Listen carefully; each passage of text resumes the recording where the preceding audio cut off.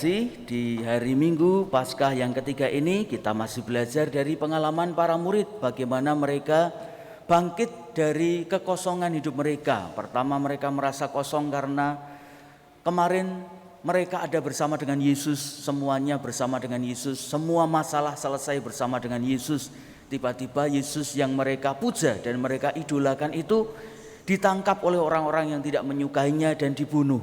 Kekosongan yang kedua adalah ketika mereka belum menyadari apa yang terjadi, mereka menemukan bahwa makam tempat Yesus dibaringkan ternyata kosong. Meskipun mereka sudah diberitahu bahwa nanti akan terjadi kebangkitan, tidak mudah membuat murid-murid itu paham. Lalu pembelajaran yang ketiga adalah Yesus sendiri yang hadir mengisi kekosongan-kekosongan para murid, sehingga mereka dibangkitkan kembali semangatnya, mereka dibangkitkan lagi ingatan-ingatannya, mereka dibangkitkan lagi niatnya untuk mewartakan kabar sukacita kerajaan Allah.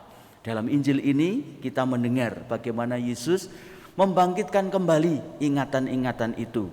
Maka saya memetik bundelan saya untuk perayaan Ekaristi kita hari ini, melanjutkan yang kemarin. Hari Minggu yang lalu saya bundeli dengan mengingatkan bahwa teman-teman krismawan, calon krismawan dan krismawati kita belajar mengenai nek wis Paskah, yo ayo gek ndang gumregah, mari kita bangkit bersama dengan Kristus. Hari ini bundelannya adalah kalau memang Paskah dan kita perlu gumregah, mulailah sejak dari dalam pikiran. Gumregah wiwit saka pikiran. Nalarnya bagaimana? Kalau kita mendengar bacaan Injil tadi, kita mendengar dan melihat bahwa ternyata tidak gampang membuat murid-murid yang setiap hari bertemu dengan Yesus itu otomatis dan langsung percaya bahwa itu adalah Yesus sendiri yang sudah bangkit. Maka kita mendengar tadi ketika Yesus datang tampak kepada murid-murid, tanggapannya adalah, "Loh, ojo-ojo iki demit iki, membo-membo. Ini hantu." Lalu Yesus mengingatkan. Caranya mengingatkan adalah dengan melakukan hal-hal yang membangkitkan ingatan para murid dengan pengalaman-pengalaman mereka. Ternyata Yesus menanamkan banyak hal baik selama hidup dengan para murid. Misalnya ketika Yesus mengingatkan dengan mengajarkan kitab-kitab Taurat, kitab-kitab para nabi, kitab-kitab Mazmur. Lalu Yesus membuka kembali pikiran mereka sehingga terbuka kembali tentang kitab suci. Lalu saya yakin bahwa mesti pas bareng-bareng karo Yesus, mereka banyak berkata-kata dan berdiskusi tentang kitab suci. Sehingga ketika diingatkan lalu, oh iya, Gusti wis nate ngendika iki. Iki berarti Gusti Yesus tenan. Nek demit ora bakal ngomong ngene iki.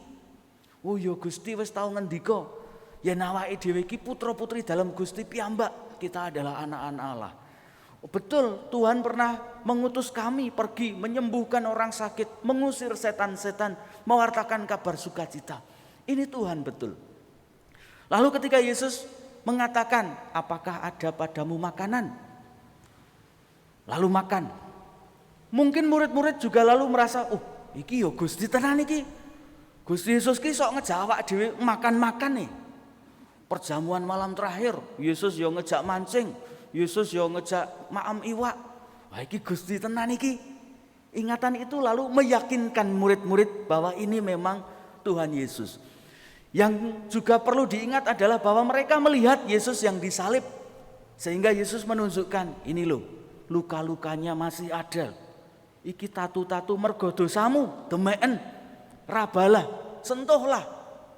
Sehingga mereka menjadi yakin bahwa dengan luka-luka ini mereka sudah ditebus dan dimuliakan. Lalu mereka teringat pada Yesus, bahkan pengalaman luka itu tidak menjadi pengalaman traumatik yang mengerikan. Tetapi pada murid-murid, luka itu kemudian mengingatkan, betul ini. Memang ini yang pernah dikatakan oleh Yesus, bahwa memang perjalanannya adalah perjalanan sengsara, bahwa memang akan ada penyalipan untuk kebangkitan kita semua.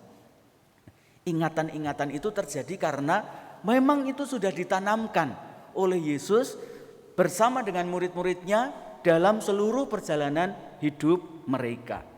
Maka saya yakin bahwa memang Yesus sudah menanamkan, merekayasa ngereko piye carane supaya murid-murid punya ingatan-ingatan yang baik.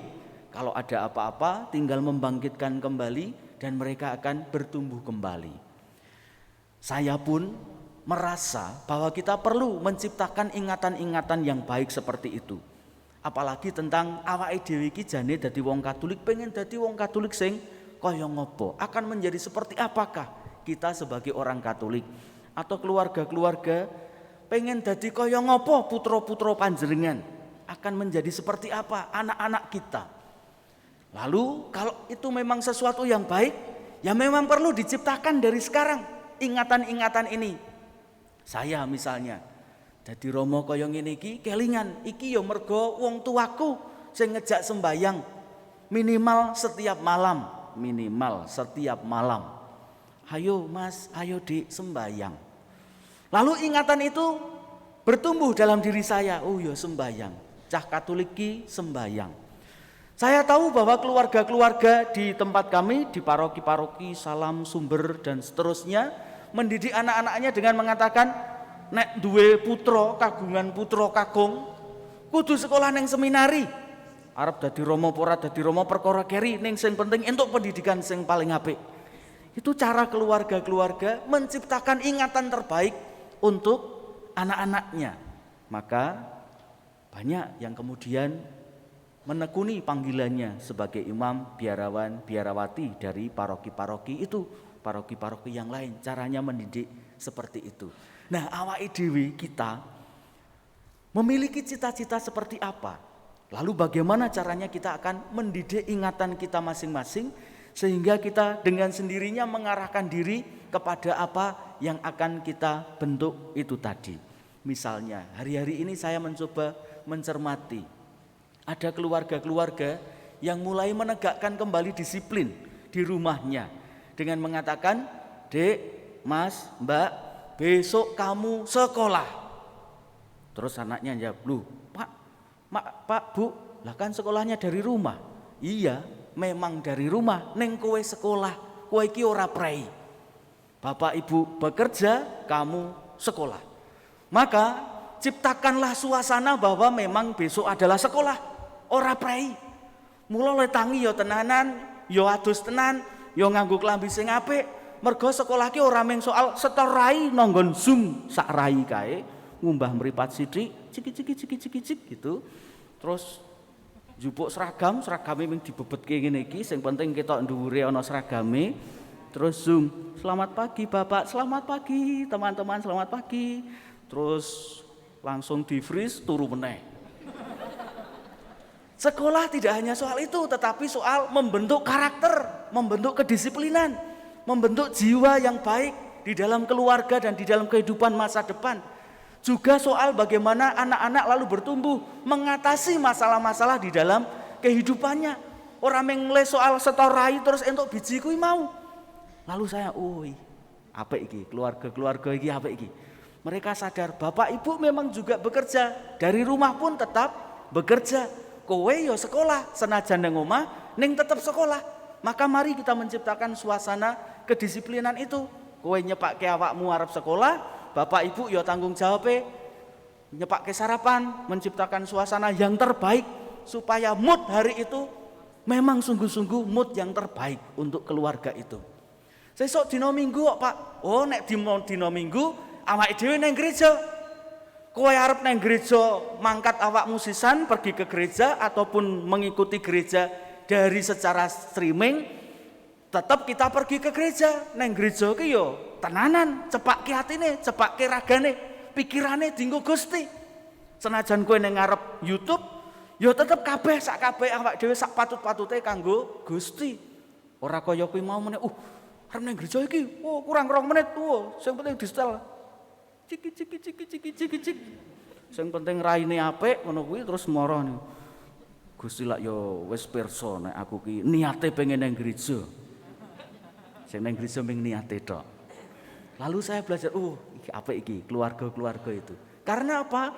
Karena memang tidak cukup kita hanya menghanyutkan diri dalam suasana pandemi yang seperti ini. Dadi awake dhewe kaya-kaya dadi korban terus ora iso ngopo-ngopo. Jadi kita seolah-olah arep ngopo ya susah ya, arep rono wedi, arep apa-apa susah. Tetapi kalau kita sendiri membangkitkan diri kita sejak dari pikiran, lalu otomatis memang kita akan terbawa, sak rogo ragane kuwi terbawa dengan suasana yang kita bentuk. Kalau kita dalam pikiran kelingan sesuk prei iki nang pikiran ya le tangi, tangine awan bae. Ora usah ngopo-ngopo, kabeh prei. Leng liwet prei, le makani pitik ya prei. Wis bendo prei kabeh. Tapi kalau dalam pikiran kita sudah tercipta, sesuk ana dina sing diparingke karo Gusti, aku kudu siap-siap. Saya harus menyiapkan hati yang terbaik, sikap yang terbaik. Sesuk ana rezekine, mula aku kudu siap-siap. Mbuh rezekine apa ning aku kudu paling ora siap. Lalu kita akan terbentuk dengan suasana itu. Nah, ini yang sebetulnya perlu kita juga mulai dari sekarang. Saya belajar dari keluarga-keluarga itu, lalu merasa bahwa ini memang sebuah pertobatan atau kebangkitan sejak dari dalam pikiran.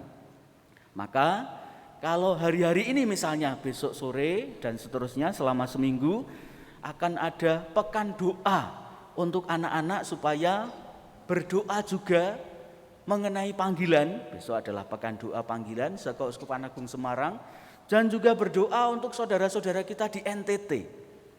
Nah, maka minta tolong kepada orang tua sing kagungan putra, calon krisma, calon komuni pertama, pia, pir. Itu adalah salah satu cara kita untuk membentuk ingatan mereka menjadi orang Katolik yang terbaik.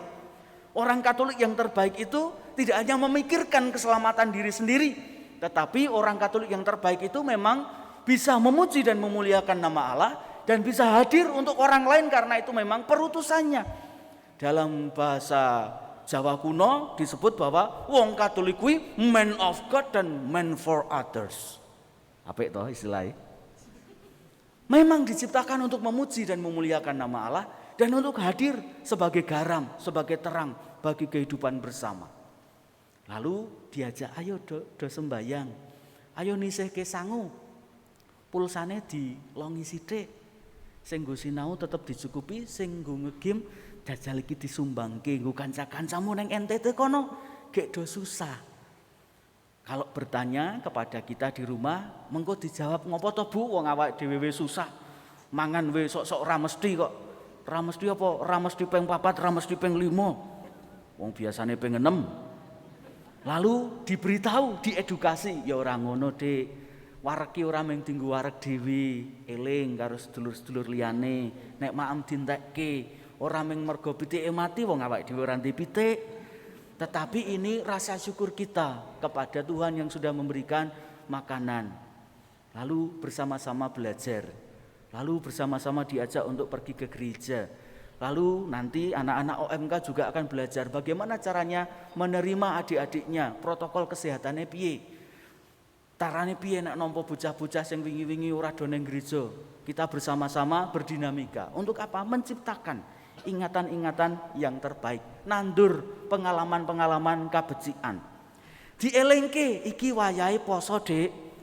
Nek kowe duwe jajan, lemamu ora mlaku-mlaku ning dalan, saru. Lah kok saru ngopo? Pangan-panganku dhewe, yang puasa kan bukan kita, Bu, mereka. Memang bukan kita, tapi kita punya rasa hormat kepada saudara-saudara kita. Ngono kuwi ora usah dikandani.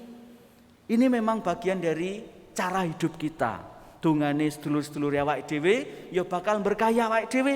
Kedisiplinan kita sebagai orang Katolik, memakai masker, menjaga jarak, mencuci tangan, ora sembarangan lelunga, kuwi ya berkahi alam donya iki. Kita sama-sama saling berkahi alam donya.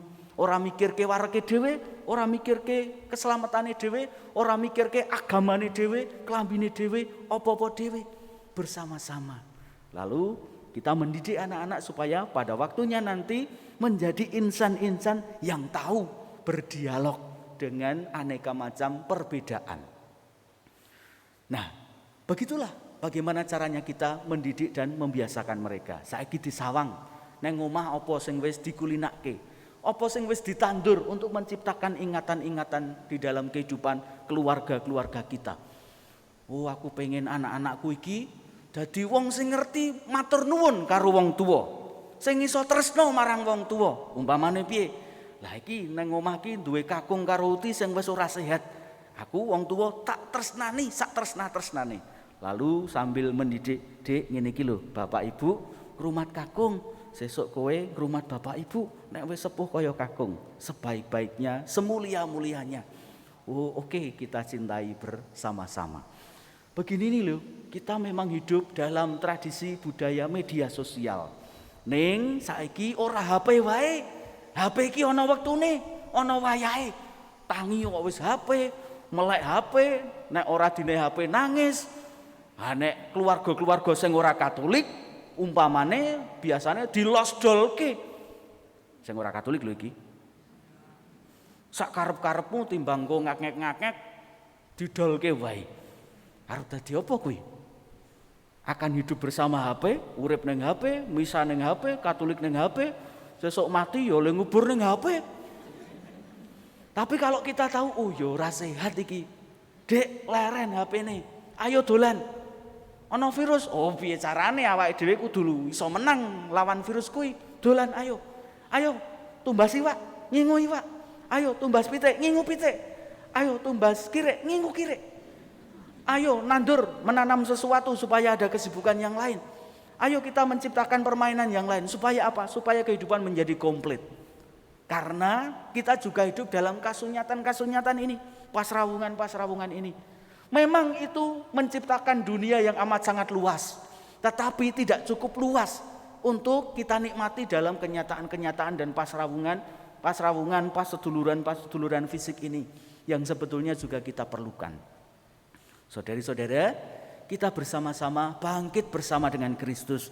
Jangan cuma dalam janji, jangan cuma dalam niat, tetapi mulai dari pikiran kita ciptakan kondisi-kondisi kebangkitan itu dalam hidup kita, di keluarga terutama, dalam rumah kita masing-masing terutama, supaya bersama-sama dengan murid-murid pada saatnya kita bisa memetik pengalaman-pengalaman terbaik dari kebaikan-kebaikan dan ingatan-ingatan yang kita tanamkan sejak hari ini.